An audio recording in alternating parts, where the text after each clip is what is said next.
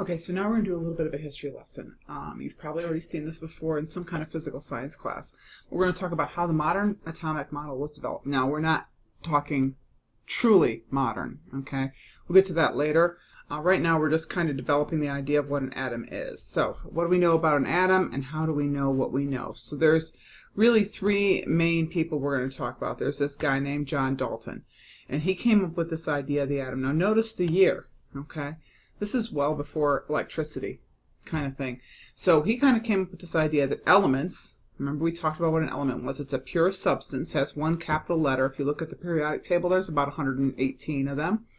They are made up of tiny, indivisible particles called atoms. In other words, there's nothing smaller. Now obviously we know that's different now, but this is kind of like the beginning point, when they first started doing what is everything made out of.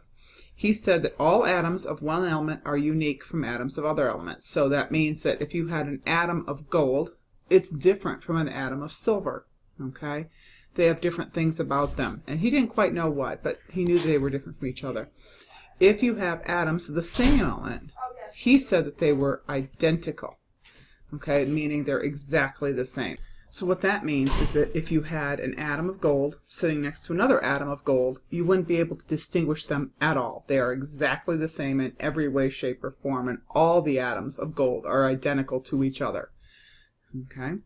And then he said that atoms of one element, so like for example hydrogen, combines with atoms of other elements in whole number ratios to form compounds. He called it the law of constant composition. So hydrogen and oxygen can form a ratio of 2 to 1, that would be water, or a ratio of 2 to 2, or a ratio of 1 to 1, that's hydrogen peroxide. So they form compounds. It's not H1.5 and O, or H.7 and O 9.3, or something like that. It's just whole numbers. And then when you do a chemical reaction, the atoms themselves are not destroyed, or they're not created. They just rearranged in these whole number ratios to make new compounds. That was his big idea. Okay, oops, there's a picture of him. He's all inked up. Sorry about that. Then there's this guy named William Crookes, and he came up with this thing called the cathode ray tube. And if you have an old style TV, not one of the high def TVs, but an old style TV, you actually have one of these on the inside of your television, particularly if it's really old. What it is it's a glass tube. It's connected to electricity, so at this point now we're talking about electricity. And inside the glass tube is a gas like, say, argon, or neon, or, I don't know, oxygen or nitrogen or something. And you zap it with some electricity and you see what looks like a glowing beam of light. Okay, kind of like almost like a laser kind of thing. It kind of looks like that. It starts at the cathode and ends up at the anode, and that's why they call it the cathode ray tube, because it originates at the cathode. But that's all he really did with it. He kind of invented this thing and was like, wow, that's really pretty cool. I don't know what I'm going to do with it, but it's pretty cool. Okay, but when you put a magnet next to it, what they discovered is that the beam of what they thought was light bent away from going in a straight line motion. And that is not something that a laser would do, or a flashlight, or any other source of light. Energy doesn't do that. This must be something else. And so, but he really didn't know what to do with it. And then there's this guy named Thompson. So, 1897. He used a cathode ray tube, and this is what they look like. Glass tube, a screen on the back, a little bit of gas on the inside, and you hook it up. And then when he did it, he's found that that the light, or what they thought was light, it's technically not light, but the cathode ray was attracted to the magnet. And he concluded that it was always attracted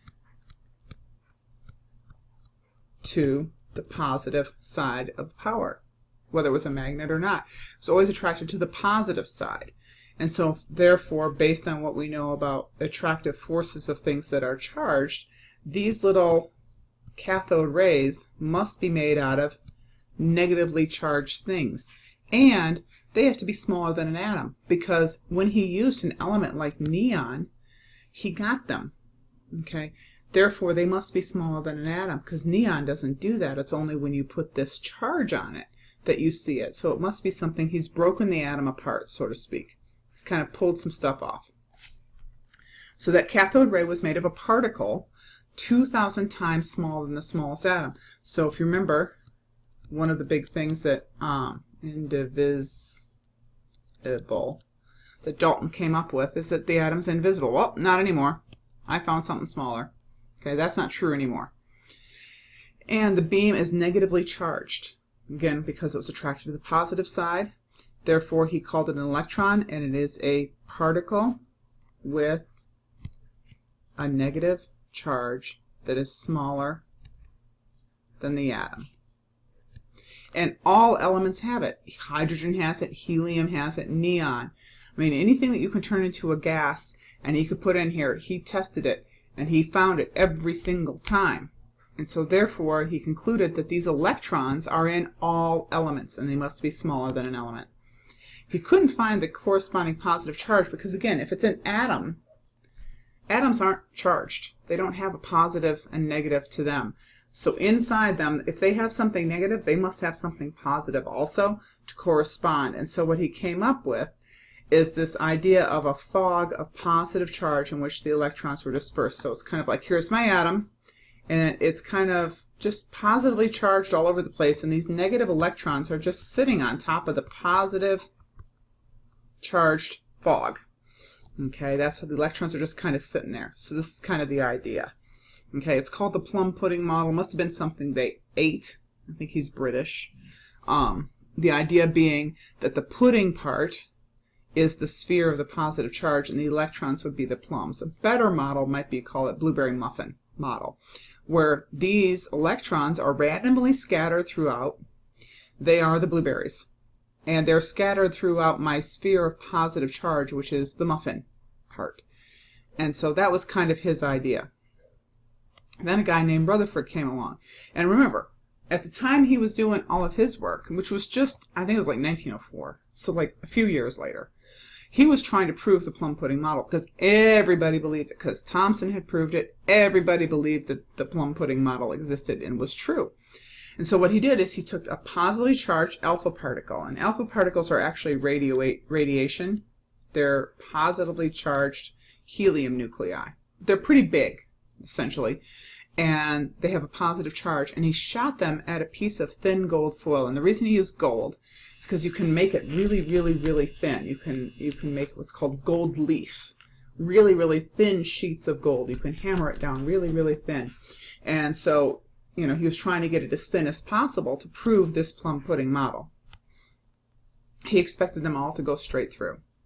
Did, because that's what he believes. He believes it's this positively charged fog, these negatively randomly dispersed electrons, completely expected them to go all the way through, and most of them did go straight through. But a few, about 1 in 20,000 bounced off at angles. So I'm going to have to show you this link in class because it doesn't seem to want to do it on the video, so I guess I can understand that.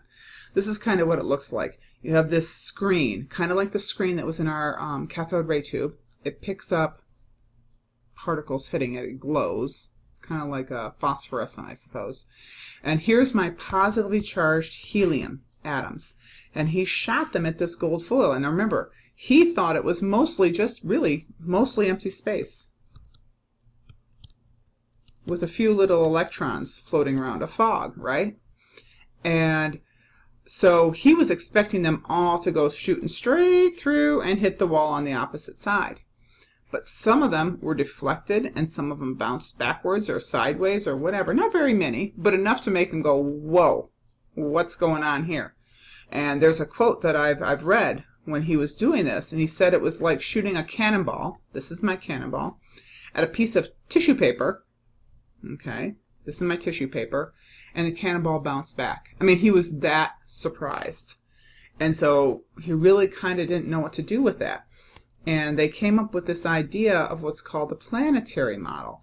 If it had been Rutherford's model, they would have all gone straight through. There was nothing for them to bounce off. Those electrons are 2,000 times, actually probably about 8,000 times smaller than my helium nucleus. Much, much smaller.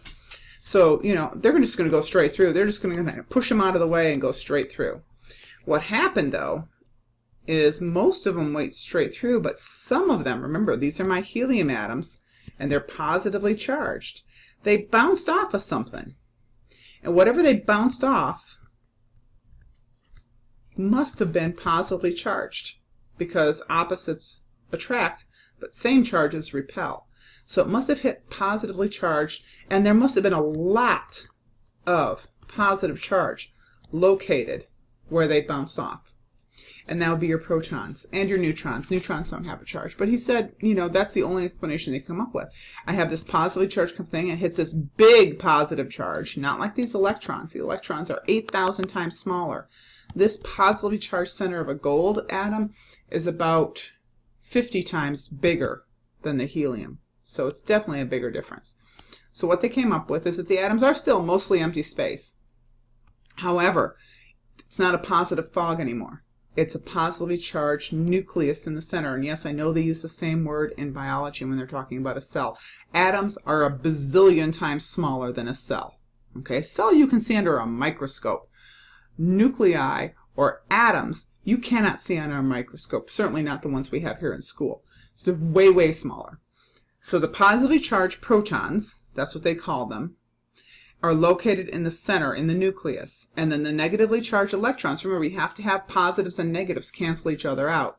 They're filling up the space of the rest of the atom. So in that sense, they're kind of like Thompson's model. The electrons are kind of out there, and then it's just not a positive fog anymore. The positive is all co-located in the center, in the nucleus. And then the neutron, which was discovered later by someone else, was also in the nucleus. So most of the mass is actually in the nucleus. It's very small. It's positive. Most of it's empty space, and then the electrons are kind of out there. Okay. One of the analogies that I've seen that compares how small this really is if the nucleus was the size of a tennis ball. Okay. Then the rest of the atom would be the size of Mile High Stadium. Okay, so think about that. Think about how small that nucleus is compared to the space that the electrons take up. Okay, that's why most of them went straight through. Most of them went straight through because they went through the Mile High Stadium part. The ones that hit the tennis ball bounced back. Okay, so that's the idea. Center is a positive nucleus, negative electrons dispersed around it. The atom is mostly empty space, mostly Mile High Stadium. But the nucleus is where all the mass is, and that's what the ones were bouncing off.